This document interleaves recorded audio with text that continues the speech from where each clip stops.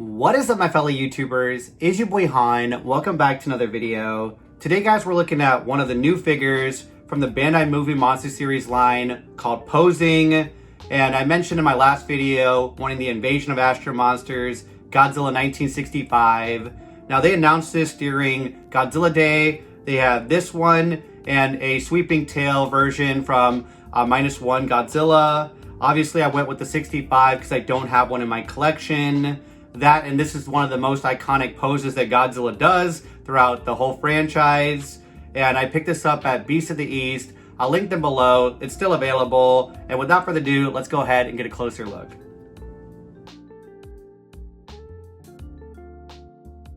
Invasion of Astro-Monsters was Toho's attempt at not only making Godzilla the hero, but an off-world kaiju film. I personally love this movie as it has all the things you want to see in a 60s, 70s sci-fi blended together with Godzilla. It also featured an American actor, which made it easier to market it to the US.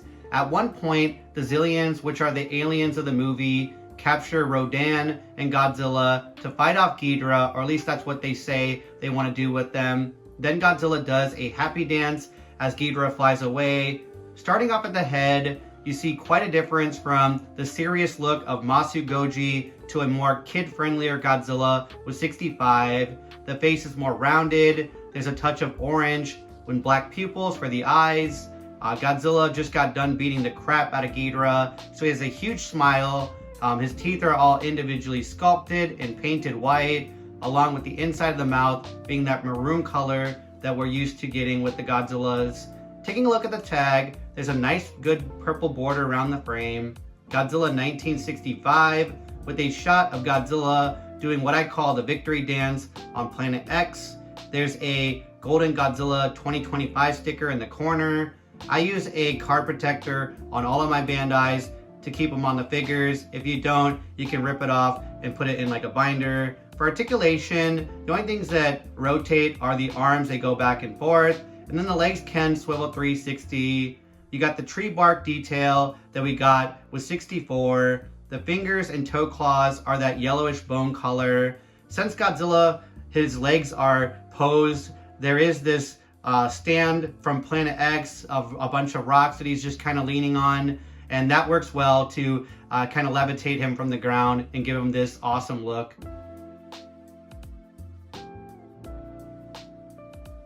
Taking a quick look at the back, Godzilla 65 has the clean Showa dorsal spines with the 3 rows starting off at the neck. And then for paint, I think this is a wide release, so it just goes to the seam. You can also see how it connects to the back of the stand, or at least sits on the back of the stand. For a couple of size comparisons, here it is next to the Bandai Movie Monster Series, Godzilla 1964, and then 65, and I think they're doing a fantastic job with the Showa Godzillas. Moving forward in the timeline to 1971, Godzilla versus Retro Color Hedra. And for a final comparison, here he is next to a few of my favorite foes, Gigan and Megalon. Overall, this is a must pick up for myself and Godzilla fans, being its 60th anniversary of Invasion of Astro-Monsters. The figure seems to be readily available on all the kaiju online vendors, and I'm sure this is going to be a hot item at the conventions this year. I know that Super 7 did a few variants of reaction figures of 65 that are worth checking out, along with Mondo did some Safubis, and there's a few other items on the Godzilla store. Let me know if you picked this up or the -1 pose figure. Bandai's always releasing a lot of new and fun products, so I'm sure we'll be back, so stay tuned. If you enjoyed this review, please like, comment, subscribe, check out my social media, and as always, stay nerdy and long live the king.